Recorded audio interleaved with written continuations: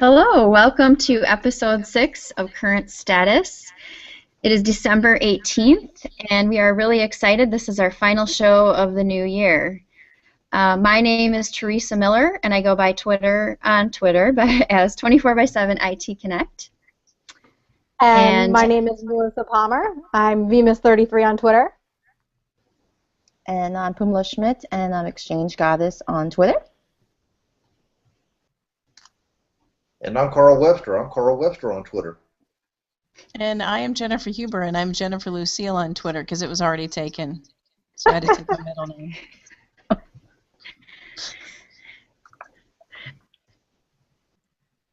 So before we dive into our show today, I'd be curious to learn a little bit more about our guests. So, Carl, could you talk a little bit about your background and what you're doing these days? Sure. I've been in IT for 37 years now. Probably longer than you've been alive. Longer than I've been alive. Wow. Okay. I'm 37, so yeah. Yeah. I've been around, the PC world since 1986. Then got started in the Citrix world in 1990, and in an Active Directory in 2001. Took my first certification exam in 1998, and since then I probably have taken well over 300 certification exams. Wow. A lot of certification exams. Wow.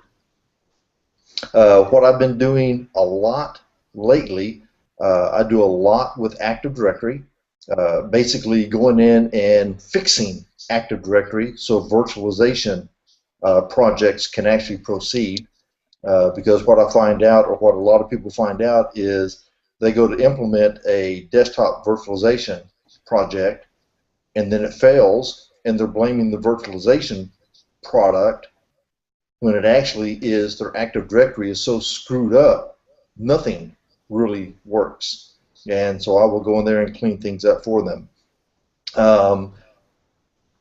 I'm also a little known for writing documentation scripts with Microsoft PowerShell to document various Citrix products, and now also Active Directory, DHCP. I've got a script template that people are using now to document Nutanix, VMware, and other products out there. Let's see, System Center. And since August, I have really been inundated with projects for HP Moonshot, which is using physical desktops in the data center for Zen Desktop and PVS. And just finished a 2-week project in Oman doing that. So, been kind of busy. So you're a busy guy. Well, thanks for joining us today. I appreciate the invite. Oh, yeah. And then we have one other guest today, Jennifer. Would you like to also kind of introduce yourself? Yes, my name is Jennifer Huber, and I have been working with primarily Cisco Wireless since about 2002.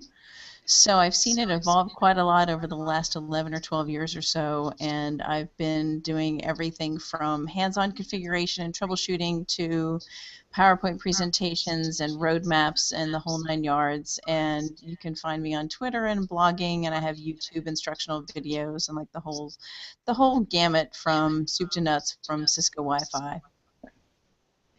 So can we call you Wi-Fi Goddess? You probably could. But Jennifer works too. We'll get a bumper sticker. Hashtag Goddess, Wi-Fi Goddess. And there's also a fax goddess out there somewhere too, I think. Is there? Oh, that's fabulous. Maybe it's Amy. It might be. I know she loves fax machines. Yeah. She's probably cursing me right now. Faxes! Sorry, faxes.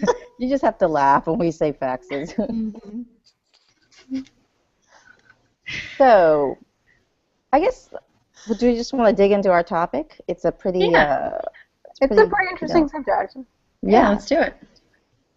You guys ready to rock and roll and talk about education versus experience? Yes. Sure. You don't need any of them personally. I don't think so. You need to know the right people. If you know the right people, then you don't need either. Yeah. Just sit at your desk and surf the internet. I mean, I've worked Google that for you. I Google have knows worked with those people. All they did was watch that 70s show. Yeah. I just surf the internet all day and I get paid. You know? Yeah, it works. Trust me. You don't need an education. No, but what's your take on that, Carl, Jennifer? In terms of, do you need, both, just one or the other? Because it's a pretty big debate.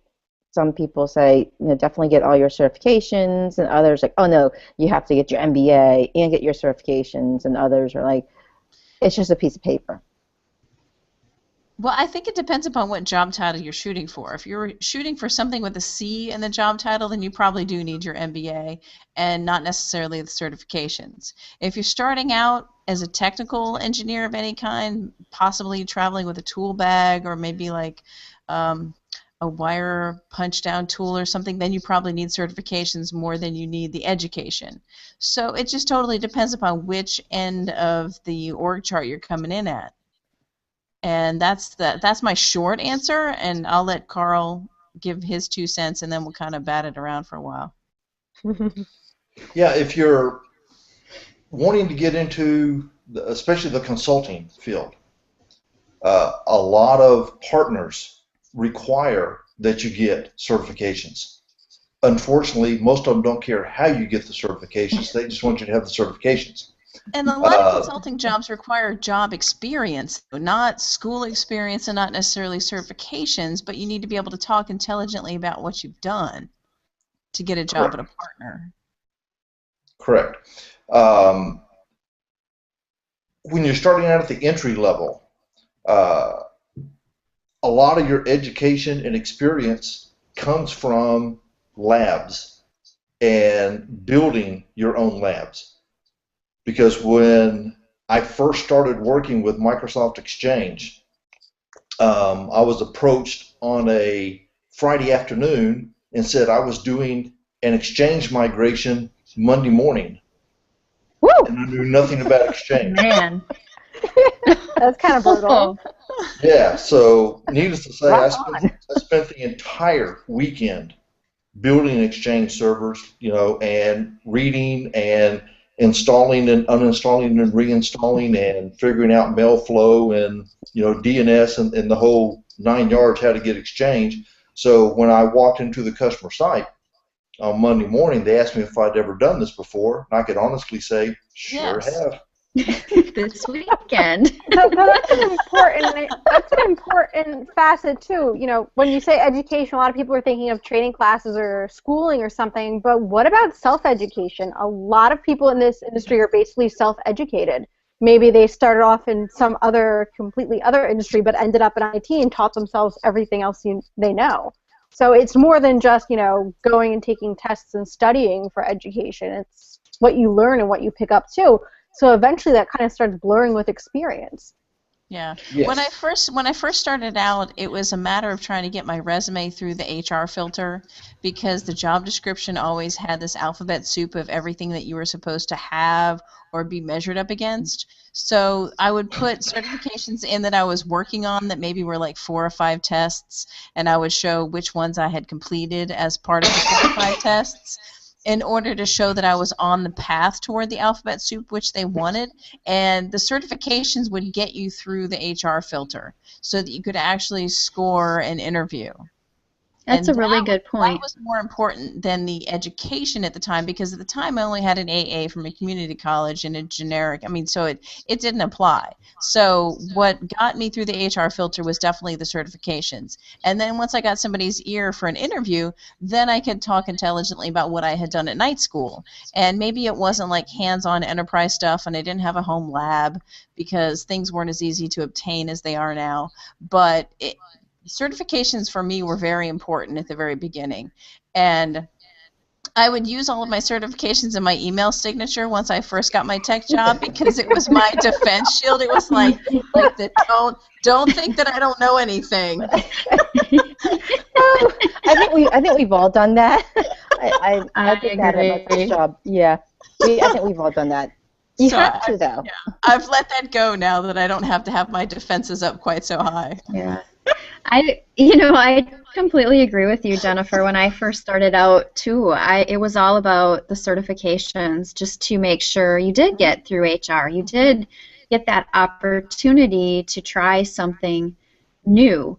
I also agree with Carl, especially in the consulting world. I was a consultant many years ago, and the only way a customer would even talk to you was if you had all the credentials next to you. They want, the customer wants to know that you've gone through that. But now, years later, 18 years later, for me, I think the experience holds more value than the certifications. So it's been interesting.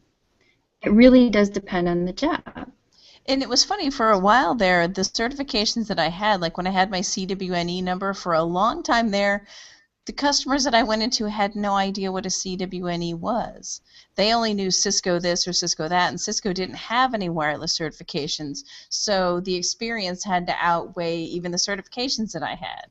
So it depends is the typical IT answer. Yeah. I think to bring on your point with getting through the front door, definitely the certifications help, but sometimes knowing the right people helps too. Because, Definitely.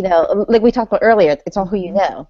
So Definitely. if you know the right people, they get you in that front door, you kind of bypass that a little bit. I mean, for example, one of my first IT managers is a self-taught Linux engineer. I mean, this one of the smartest men I know. It never went to college, self-taught, and he is just absolutely brilliant. Now he's like vice president of technical operations, and he's doing great. But this is a man that worked in a factory that self-taught himself Linux. That's cool. Yeah, and likes running Windows sometimes. So yeah. Actually, my first day started at the job, he told me that Linux was going to take over the world. That was, 11 years ago? Yeah. Sorry, Bob. Linux hasn't completely taken over the world yet, but there's still hope. But that's someone that he got in through the door through knowing somebody, and he has just worked his way up. And I got in through that door through somebody I knew, and I was actually still in school, and I didn't have all my certifications. I actually didn't even graduate yet. It was my second time back at school, so I started as an intern, and someone got me in through the door, and that was my first step into the real IT world. So I kind of bypassed some of that. So thank you, Bob and Joe, for taking that chance with me, because without you guys, I would not be here. So a shout out to them. So you kind of I think there's different ways of getting through that front door, but it's definitely easier with certifications because it does bypass that filter if you don't have the who. And even if you just have the certifications, you need to be prepared for somebody to ask you about the certifications. So just because you've got a couple of letters on your resume, somebody's definitely going to say, explain to me QoS, explain to me how you configure like the spanning tree. I mean, what would you do to do this, that, or the other thing? So just because you've got a certification doesn't mean that you're home free. That just invites extra questions. Exactly, because I feel like a lot of the, especially the entry-level certs are more, go read this book. And you're not necessarily applying it, not necessarily doing it. You're just trying to almost memorize the content, memorize the answer. So when you go take that multiple choice test, A, B, C, D, E, or whatever. So I think you can pass it, a lot of them, without actually understanding what you're doing sometimes. Oh, I would agree. I think there's lots of people out there with paper certs. When they're thrown out in the real world and in the problem, they don't know what to do. And you're like, but you're an MCSE and you don't know to look at the event logs on the server when you're troubleshooting? Yeah, they don't have the basic troubleshooting skills. So as part of the interview, you should be expected to explain how you would troubleshoot a problem. Yeah, even if you But have they can answer those. certifications. Yeah, but they can answer those questions for you. Though. Put them in a real life scenario, you're kind of like, okay, that certification is useless right now because you just couldn't figure out that, to look at the event logs to tell you that there's something wrong with the server. Mm-hmm. So I find it interesting that you mentioned the whole paper certification as well, because I remember like back in the 90s when everyone was planning for Y2K, they spent all their money upgrading their hardware, and then everybody was getting these MCSEs, their NT40 MCSE. And when people were looking to lay off, because there was no budget money left after Y2K, those that hadn't proven themselves, the paper MCSEs, didn't have jobs when that was all done. And so I think it's interesting that we still have this topic coming up today, that just because you have a certification, it doesn't mean you know how to apply it to day-to-day work. So. Yes, a company I worked for back in 1998-99, the state of Arkansas, if you lost your job, would give you money to go through a IT technical school so that you could get your MCSE. So they would go through and get their A+, their Network Plus, their MCP, and then get their MCSE. And these were like truck drivers, dishwashers, never really worked with computers, but they crammed them through this stuff. And when they finished, they had all these certifications, but yet most of them didn't even know the basic operations of a computer. But they were guaranteed $60,000 a year. That is correct. Yes, they were. Right. Yes, they were.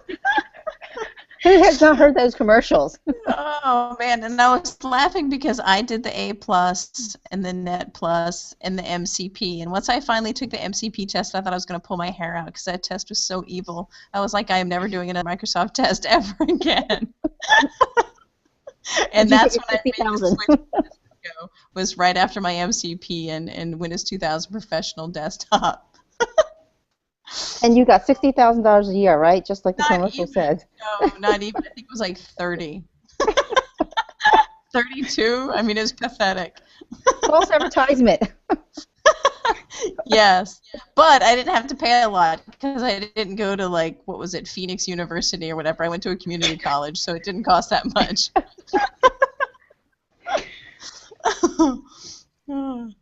So what about certifications as almost a differentiator? Let's say, any of you have experience hiring people, I guess, is my first question.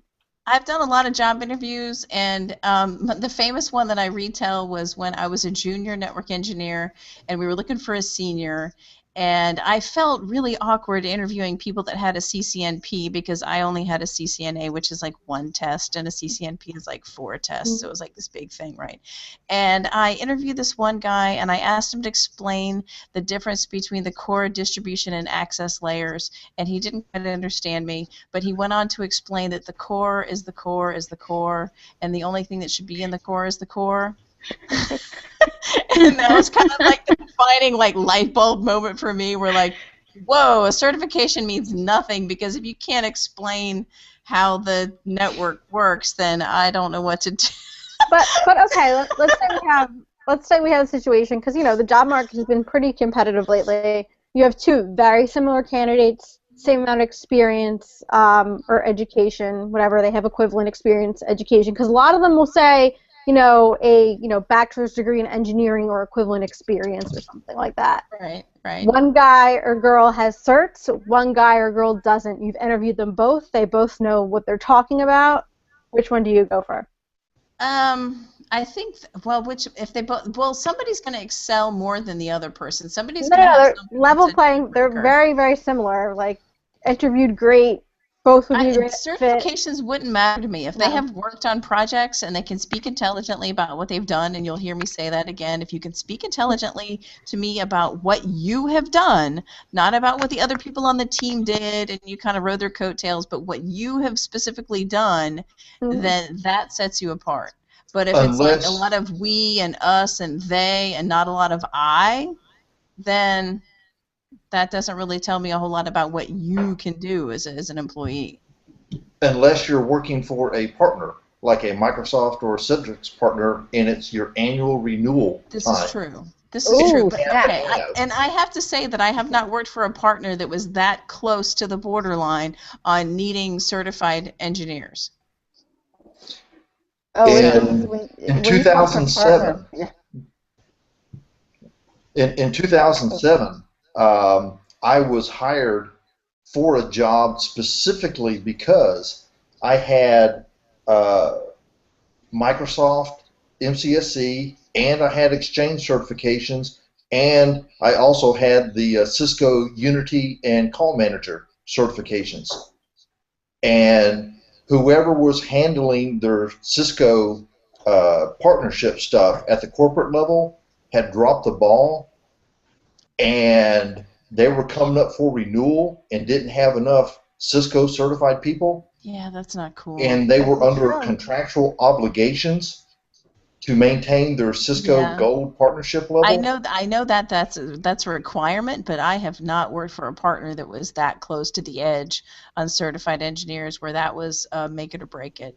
You'd be surprised, Jennifer. There's quite a few that they. Oh, yeah, and I would think that it'd be like smaller shops that need to maintain their gold status. And I guess maybe I've been lucky Yeah. in working for larger Cisco partners that was not such a big deal. I know when I first got into consulting, that the carrot was dangled that if I got my CCVP, that it would increase my pay by this, that, or the other thing. So I did it, but I don't do it.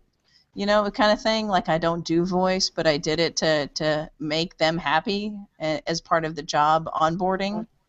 So I know where I've seen where that happens, but I've not actually been on the end of it being a deal breaker, and I've not had to be on the end of interviewing somebody where that was like the make it or break it. So I guess I've been lucky in that aspect. Yeah, I would agree with Carl there, where working for a partner, I mean, depending on the size, yeah, there are definitely requirements, and especially if it's renewal time, and it's like, whoa, we need to get more certs, and everyone's cramming to get their certs in, and and be up to date. So there's lots of pressures there when you do work for a partner. I think working for a customer is completely different though, because Actually, when I was a customer, I can't remember, we had a VMware business critical support, and as part of having business critical support, they wanted you to have 2 VCPs on staff. Really? Yeah, and my boss basically Interesting. was like, yeah, we're not wasting our time. Now, granted, I have my VCPs, but my boss was like, yeah, we're not wasting our time taking cert tests here, so you need to waive that requirement for us because we're paying you a bunch of money for this. But like back in the day, it was like a requirement. They wanted you to have it. But like I've worked with people, and a lot of them were like, no, just we're not doing this. Sorry. Yeah, I've worked in some companies, customers that have felt that if we pay you to get certified, you'll leave us. So go ahead, get certified on your own, but we're not going to pay you. We're not going to encourage you. And then I've worked in places where we want you to get certified. We'll help you, but we're really not going to give you the time to study because you've got 50 other projects to do. But if you can get it, that's great. And then when it comes down to your annual review, oh, you didn't get your certs. So that just kind of docks you a little bit. That's a good point. Annual review, like it could be a good kind of bucket list item for showing professional development. I'm going to go get XYZ certification or something like that. Yeah, and if you did get it, it was kind of like, oh, okay, when did you have time to do that then? Can't win. Obviously, you didn't have enough work to do. So it was like, it was a catch-22 because if you did get your certs, it was reflected that you had way too much time on your hands and you needed to get more projects thrown at you. So Carl, at the beginning of the show, you mentioned you've taken over 300 certification exams. So what has been the driving force behind that, and the benefit? Why do you like to torture yourself so much? Okay. They're not fun. Well, that's true. Okay. Well, I'm a freak. I'm one of these. I can read between 600 and 700 words a minute. So Yes, another I fast actually, reader, yay! yeah.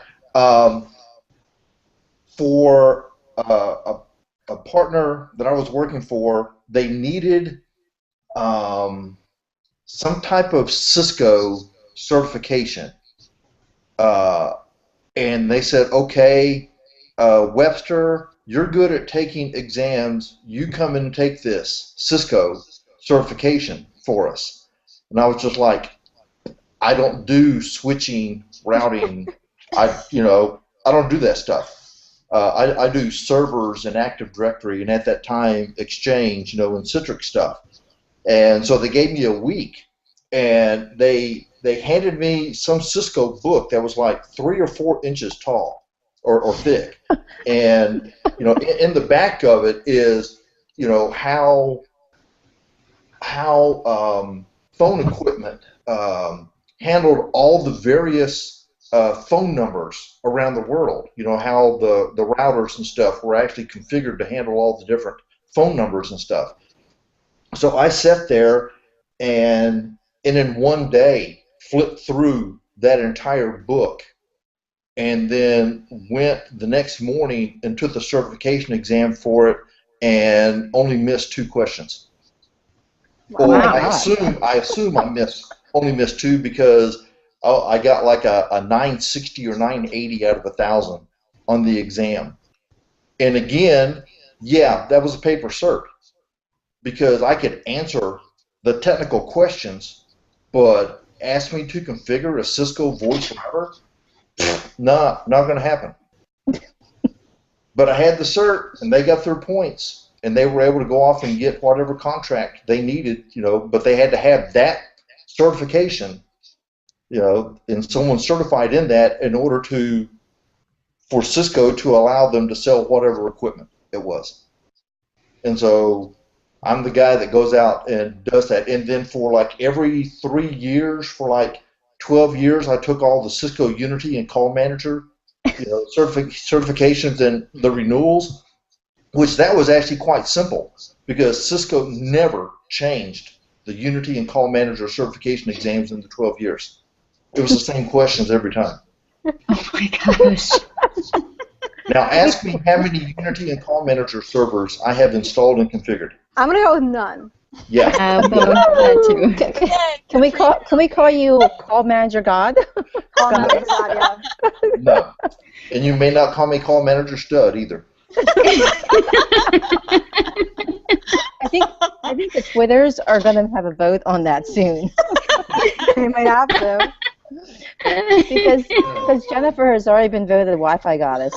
According to the Twitters, that there's been a hail for the Wi-Fi goddess. Now, the partner that I used to work for in Arkansas, they hold all my Cisco certs and stuff now because I moved everything back to them to have someplace to have them. But I told them a year and a half ago that, even though I've got the CCNA and all my certs, CCDP and all this stuff, that I was never going to take another Cisco exam because I don't do anything with Cisco. So I just said, forget it. I'm never taking another Cisco exam for you. Because all I do now is Citrix and Active Directory. And so just a couple of weeks ago, well, before I went to Oman for that moonshot project, all my Citrix certifications were fixing to expire. And so I had to take, in 7 days, I took 3 Citrix certification exams. That sounds fun. Whoa. Wow. It was brutal. It was brutal. But I did it, and also because, the certs were fixing to expire because Citrix is now doing what Cisco does, and their certs only last for 3 years. And so now when you get your piece of paper, and then also on the website for the certification manager, all the certs now have an expiration date, just like Cisco. VMware just did that too. Yeah. I kind of agree with that. I know I might get bashed for saying that, but I think it's good to renew your knowledge. If you're certified, renew it, and it says, hey, I've kept up to date with technology. Because somebody can say they are an MCSE, Well, what version? Yeah, Well, wouldn't you, don't you 2003. have Right. to This is renew 2012, it? honey. Do you have to renew it like with a new version of Windows, or no? You just stays. No, Because like the I would VCP is like the VMware tests are all tied to a version. I don't think that the Cisco ones aren't really like that. I mean, the technology refreshes every so often, so you can see what the current blueprint is for the current test. So it's not so terrible. Microsoft, it's with It's per version. the new OS. So the current MCSE, it's actually with 2012. Is that the year we're in now? 2012. And then you can actually kind of, I guess, go out in the different branches, which is messaging and, dare I say, Office 365. And then I think there's the virtualization specialty. So there's different avenues that you can branch out into. Mm-hmm. But you can have an MCSE in 2003. Oh, gotcha. And you could still say I'm an MCSE even though my MCSE was on Windows NT. Yeah, Right. Yeah. and you know what? People put that on their resumes, and I think it comes down to the hiring manager now to ask him what version are you certified in, because I really don't care if you're an NT 4.0 or 2003. Because I don't got any of those servers. I want to know if you're in 2012. Do you have any cloud experience? What are your latest certs? And sometimes I think employers should really ask that. What is your latest credential in? Is it in the latest technology, or is it stuff from 10 years ago?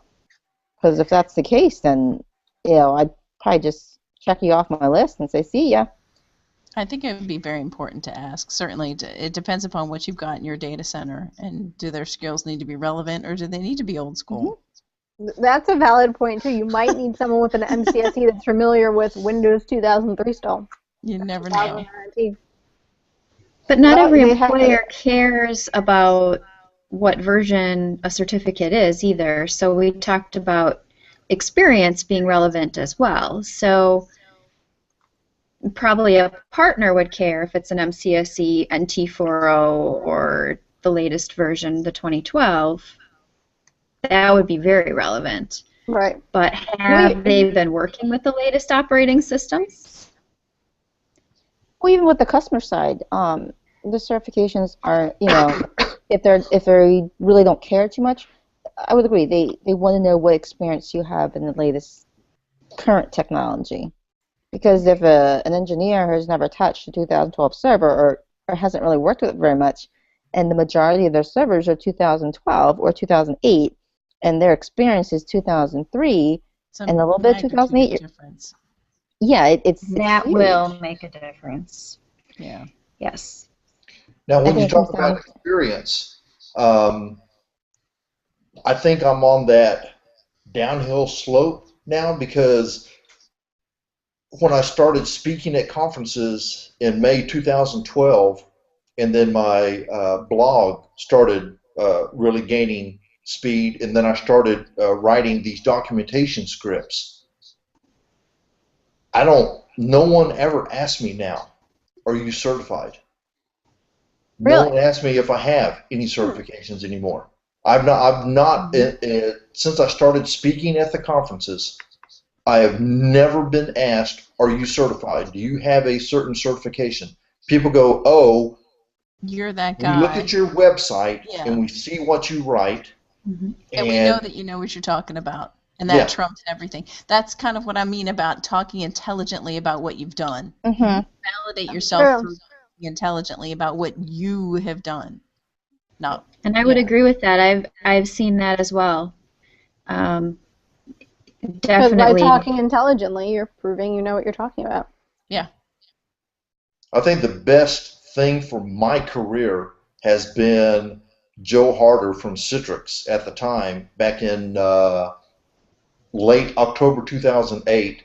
I approached her with the idea for my website and the article types I wanted to write, and she actually encouraged me to write and do my blog and to write for people who don't have any knowledge about Citrix products, and actually teach them the basics. Because how do you know you really know a product?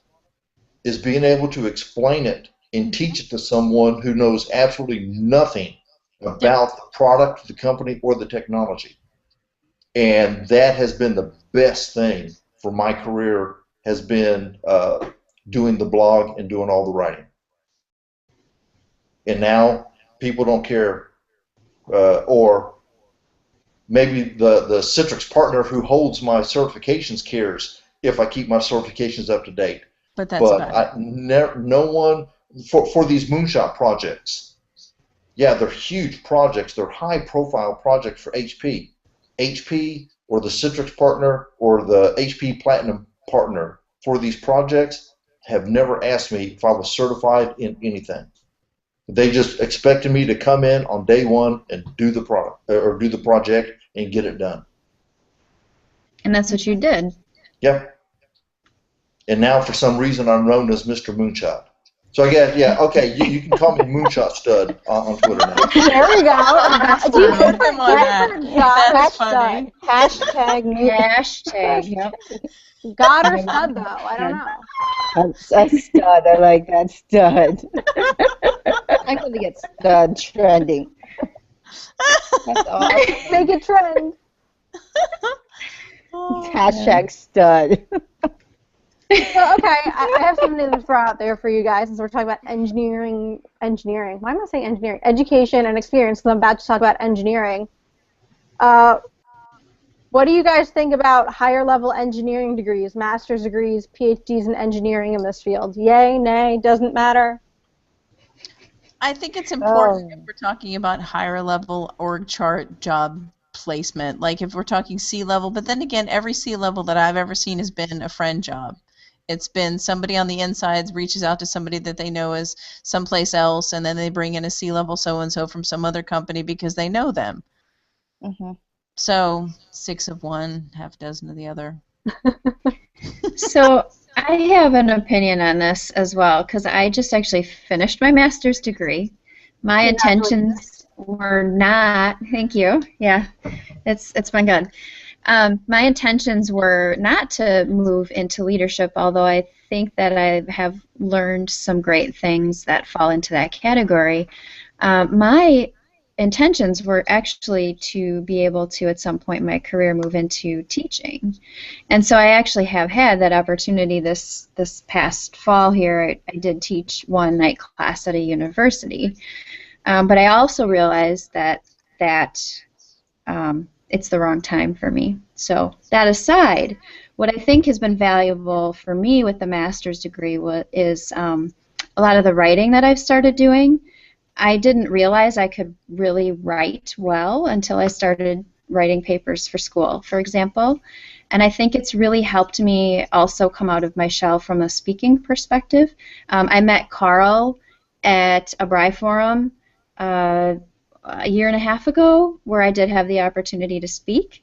And so I find it interesting how, yeah, I have no intention to be a C-level, but I think it did help me in those areas. So, see, I want to my be a 2 C-level. cents. Do you? I think at some point in my career, in my lifetime, I'd like to have a C in front of my name. Yeah. A good C, okay? Woo! Okay. Well done. Did the Twitter just explode? I think it did. Hulu broke the internet. The reason the first time. The reason I ask is I went to engineering school. I have a bachelor of engineering. I have a master of engineering, and I've definitely used stuff I've learned. I've used a lot of stuff I've learned in both cases. But a lot of people are like, "Well, why did you go and get a master's degree?" I'm like, I don't know, because I like pain and suffering. So let me put myself through more engineering school. Like, that's why. But it's just something I kind of did. After I graduated, I kind of was working on my master's as an undergrad, so I went and did it. But a lot of people are very mixed. Like, a lot of people give me like a funny look sometimes when I say I have a master's degree. They're like, Yeah. "You?" I'm like, my first thought is like, damn, that costs a lot of dough. No, because the trick is you take extra classes as undergrad, and they're free because you take 27 credits a semester while you're working part time on Wall Street. and then you Oh get my your God. employer to pay for the rest afterwards. That's how Oh you my do it. God, that's smart studying right there. Yes. But I've worked with, people with MBAs, and I have to roll my eyes and go, seriously? Yeah, Well, you I don't went have to an school? MBA, but I think that. Like, I kind of look at MBA stuff, and that makes me cringe. I don't know that I ever want to go down that path. Yeah, you're just kind of like, really? You can't do that? No, I think it really depends on what you want to do, and on the person too, because you can go to school and have a PhD, but if you're still in the trenches in operations and you still can't do your job, what good is that? Those credentials, whether it's certifications or your PhD, your master's. What good is it if you can't apply your knowledge, or just use common sense sometimes? Mm-hmm. Because I know I have street smarts, so I also have the ability to have somewhat of a photographic memory, so I just absorb information, and not everyone is as lucky as I am. But if you go to school and you have all the have supposedly have all this knowledge, you can't apply it, it's worthless to me. I mean, I'd rather work with someone that can apply the knowledge that they've been taught or are learning, regardless if they have certifications or a four-year degree. Because I've worked with people that don't have four-year degrees and have excellent skills. Mm-hmm. I think it just really depends on the person too and what you're really trying to do. So And I I agree think with that Jennifer can be there. said of So, almost anything. mhm. When you're hiring, when you're working with someone, you want a person that's going to be driven, who knows what they're talking about. If they don't know what they're talking about, they're going to ask for help and go that extra mile. And it's something that I just think applies to everything in life, not just IT. You want people that are going to work hard and learn and try to further themselves and hopefully drag people along for the ride like we do here on Current Status, trying to teach people new things. Except for that doctor, I want to make sure that doctor graduated on top of his class. And he's Exactly. not learning how to operate on YouTube exactly. videos. Except for the hard sciences. Hard sciences are the one exception when it comes to education. Yeah, What do you yeah, I call don't the, want that surgeon watching YouTube videos before he's going to operate Did you on guys me. see that surgery simulator game that was out earlier this year, and you can do all sorts of No. crazy stuff No. like Oh, throw the God. brain up in the air and then No. everybody go look up the surgery. I think it was called Surgery Simulator. I'll tweet it later. Oh It's so my much God. fun. And like the So people if I that watch, would die. And nobody if I watch died. on It was all YouTube, fun and games. And you can poke somebody's eye out. It's okay. so if I Yeah, watch all the so YouTube videos, I can operate on people then? Is that what you're saying? Virtually, yes. yeah, what do you call the person who graduated last in the medical class? Doctor. Doctor. But the person that watches all YouTube videos can probably operate better. Well, I saw it on the internet, so let me try it this way. But, I watch a lot of Grey's Anatomy. Maybe that qualifies me too. I don't know. There you go. I watch ER. Did you watch Okay? ER? Yeah, there we go. I watched George Clooney in ER. Oh, I know yes, George everything there is. Clooney.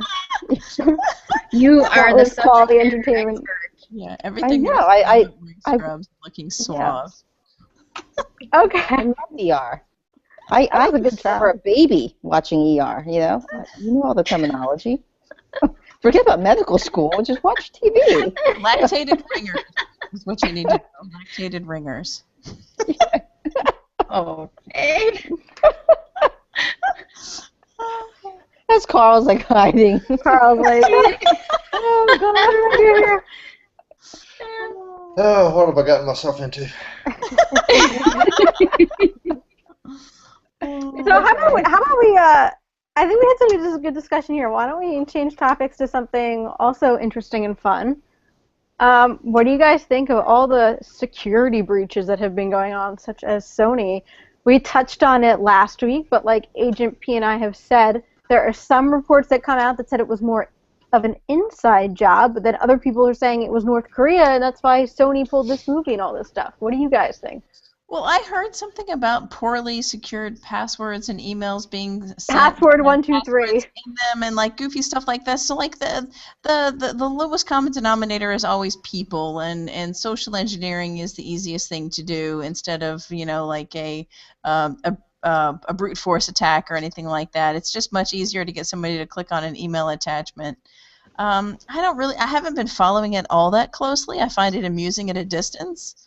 So I don't have like a hard, fast opinion, but it's very interesting that Sony has said we're not going to show the film because they're spooky. I don't really know. It's all very strange. Very strange. It is very strange. It's just, I don't know. Let's just say it's just strange.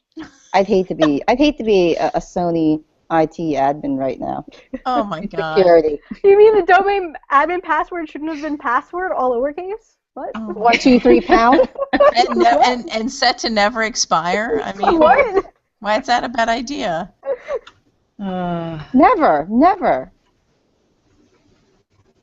So Yeah, I think did so. a What little was- bit of reading about this, because like one of the theories is that like it's North Korea doing this, right? Because they didn't like that video. Which, by the way, the scene where they actually kill the guy is out, and like Katy Perry's firework is playing in the background. It's kind of funny, but anyway, I was reading some articles that said that basically North Korea has this crazy cyber army, and they like groom children and pull them out of schools and put them into these academies, and they have like 1,200 hackers scattered throughout the world working in other countries and doing all this That's crazy not that stuff. many. It's not, You know no. what? It's not that many. I'm thinking this sounds like another good 1,200? movie. I know. I think Did I tell you guys that I really work for the North Koreans? You know, I'm the one that did the hack. Okay. It was all emails. Come on, they need an email admin to get into the Yeah, system. Think totally. about it, duh. But anyway, I saw one interesting theory that said if this is truly the case, then like by Sony folding and saying we're going to pull it, they essentially lost the first cyber war and are setting a very dangerous precedent. What do you guys think about that? Yeah. I see eye rolling. Yes, What do you think, Carl? I agree with you. I think they caved, and they shouldn't have. They I would should have gone agree, ahead too. and shown the movie or released it to streaming or video on demand. Yeah, I would think You it know? would. I thought it was going to turn into something like that, like a straight to DVD or straight to on demand thing. But I don't know. Is this thing ever going to see the light of day even? It'll be Yeah, they- torrented fast and hard. They caved. Somebody didn't want somebody's dirty laundry aired, and it teaches. You know what? They should teach people. Don't put your dirty laundry in email. An email. Okay. Like, why would you say Yeah. in an email something you wouldn't say to someone? Like, why would you do that? Exactly. Just put it in Gmail. Okay. Don't put in your. I mean, it should teach everybody a lesson that Yep. Big Brother, Big Sister is always watching you. If you're using your company email for personal use, just don't Hello. do it. Especially if you're Yeah, emailing your right. mistress. I mean, seriously, Spooky. there's. I mean, come Yeah, on. It's not an I app. haven't learned anything from anything that's been in the news recently. I mean, oh my God, it's ridiculous. just go to Gmail or go to Outlook.com. You just Office 365. yeah, Office 365. Regardless of the platform, I mean, you make a good point. If you don't want somebody to see it ever, don't put it in writing. No. Exactly. It doesn't matter if you're using Hotmail, your company Or Whisper email, or Gmail. whatever. Yeah. Yeah. We actually the place Whisper's that I fun. currently Have you guys ever used Whisper? It's cute. Like, people just write random stuff, No. and I don't know. The, I get bored, I fire up the Whisper. the company I work for right now currently, we actually give training, I guess corporate compliance training on proper email usage. And there's a segment on how to write emails. And they tell you, you know, be very careful with your wording, be direct. It's almost like don't put it in writing, you know, and say, call me about this situation. It's very, they want you to be very vague about things. And Teresa's right, you know, don't put it in writing. Don't have it out there. Pick up the phone. If you're going to talk bad about somebody, pick up the phone and do it. Or text it. So that somebody can link a juicy WAV See, file of your conversation. I don't know. Yeah. I was going to say, just assume anything can be recorded. Be careful. Yeah. Yeah, iMessage. the state You know, would love to hear that conversation. Well, you know, you can iMessage it because Apple doesn't keep anything. So Exactly. And it's yeah. encrypted, supposedly, right? Really? Yeah. iMessage isn't. Apparently, iMessage is not We're stored. all like, iCloud is a really, really safe place to save your pictures. Right. Which Yeah. I've seen. Everybody use iCloud, okay? All your dirty ones are in iCloud. Everything. All those- Funny. All those J-Law. pictures Jennifer right up to Lawrence, what iCloud. she thinks of iCloud. Right up to the iCloud. All of it.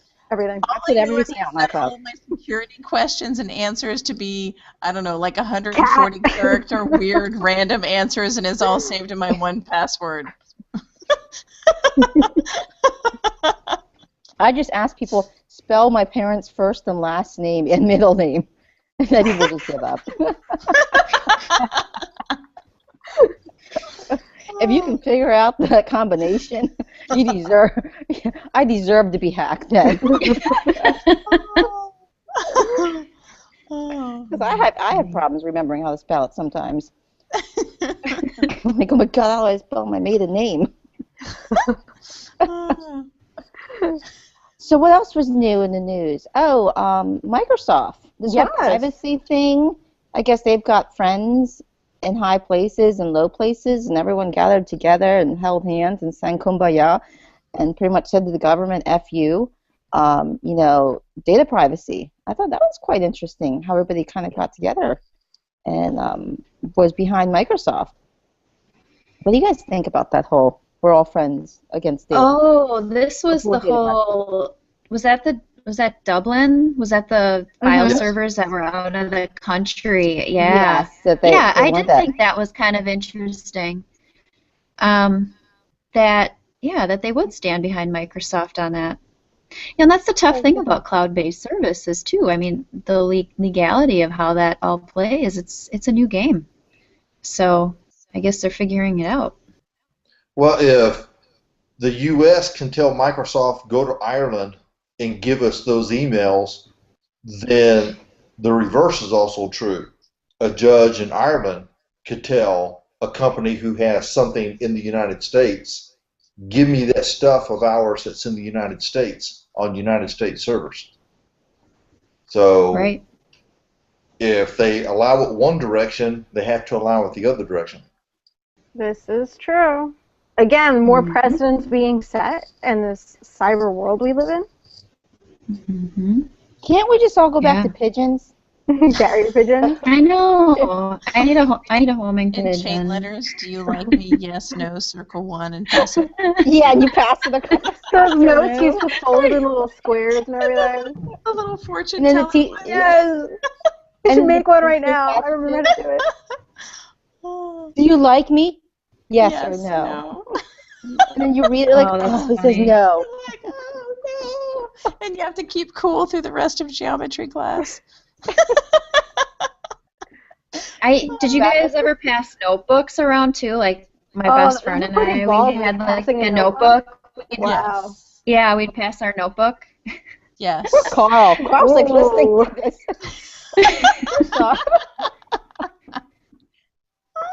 What, you didn't do this about, when you were in grade school, Carl? You didn't pass notes around or anything? We chiseled into stone. That's totally right. Paper hadn't been invented yet. Oh, wow. Oh, man. Wow. Chiseled, yeah. I'm sure that was really tough, too. Yeah, how do you do that quietly? Yeah, try to be quiet in the back of the class where you're chiseling. Oh, can you stop chiseling? Guys, you chiseling. That's not your tablet. Oh, that's great. I'm going to try that with my kids next time. When I was your age. We didn't have iMessage. We had to chisel into stones. Yeah. And they get 5 pigeons to fly it over to Bob's house. Oh, man, I had to walk on 12 feet of snow. Without any Uphill shoes. both ways. Uphill both ways. What else came out this week? What else? Office 365 was released to Japan, but with restrictions. I think to only certain groups of people, and some pretty tight security regulation around it, it sounded like. What are And they they're worried about going from there. Japan? I'm Yeah, confused. Japan doesn't do anything. How far? Well, Maybe some of the North Korean hackers are infiltrating Japan. I don't know. Japan's like the safest place. I'm sorry, but Yeah, that's when they had strange. when they had their Restrictions in earthquake, Japan? there was no looting. Everyone was like helping everybody. No, yeah. It's kind of like an Asian thing. It's kind of it's bad karma. If there if there's like a disaster, you don't do that to other You people. don't do that. Yeah. Yeah, it's kind of weird. So Japan regulations, I can see why they would have regulations though. Japan's very conservative. Probably very cautious with the whole cloud thing. Who knows if it's going to take off? Probably thinking it's not going to take off. I agree with them. I mean, this cloud thing, just like email. Yeah, These bring wireless email, thing the is not gonna internet, catch on. No, Yeah. cell phone. Wi-Fi Yeah, stuff. Wi-Fi stuff is just a fad. So it's definitely going to be over in about a year. Especially that virtualization thing, man. That was a fad. I bet everybody's laughing and like making fun of all those people that started virtualization really early. Like they went wrong. They're not going to have jobs next year. Yeah. I'm telling you. Those suckers. And they all got their VCPs. Suckers! Yeah, I'm going to get bashed on Twitter now. Oh, that's awesome. Well, guys, it's Christmas next week. Wow. Yes. Yeah. That's crazy. It is.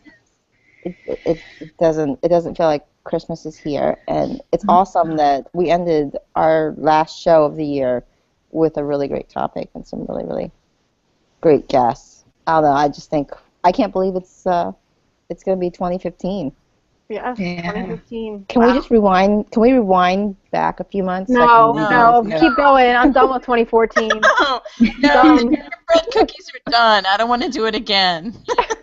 What do you mean? It's Oh just so my much God, fun. it's so painful. No. No. 'Cause I'm No having so much rewinding. fun.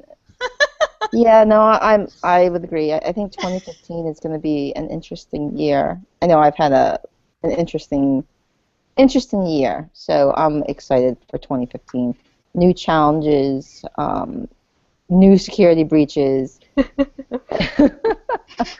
more speculation to North Koreans. No, it's going to be the Cubans next. That's what's going to happen. We're going to blame it on the Cubans next week. But they don't have any internet. What damage could they possibly do? The pigeons. The Cuban pigeons. Come on, here, the seagulls. Oh my God, Cuban pigeons. They'll think of look out. something. Yeah, the pigeons are down. They infect them with bird flu. Oh my God. Think of something. Come on, it's the internet. Never believe anything on the internet. I don't even think that's going to take off. Internet. What a fad. I don't know what you guys are, doing that dial-up stuff, noise in the background. Remember that? Oh, our first internet, the dial-up, the funky noise, and then you're trying to make a phone call, and someone's on the internet. And it's Oh, yeah, done. You're like, get off! I'm on the Done. computer. I'm trying. Yeah. Yeah. Well, you'd have to reset your modem after that. Oh yeah. Yeah, someone starts dialing. Mom, stop it! Yeah. Those are the good old days, Now you just walk into the bedroom and disconnect the router. And everybody's done. Or change the pre-shared key on the Wi-Fi. Oh no, I just unplug the thing. Turn off the power, and you're like, done. What internet? Don't know what Now you're talking everybody about. has to talk to Break one the another. internet. Yeah, I broke the internet. Well, we've been this was a longer episode tonight because we had two wonderful guests, so we've been going about an hour, and I think it's time for us to wrap things up for the year. Carl and Jennifer, thank you so much for joining us. Thank you. Thank you. And from everybody at Current Status, me, myself, and I. What am I even saying? Myself, Kumla, and Teresa, thank you so much for watching, and we will be back next year. Everybody have happy holidays. Happy holidays. Thank you, everyone. Thank you. Thank you for your support. We love you.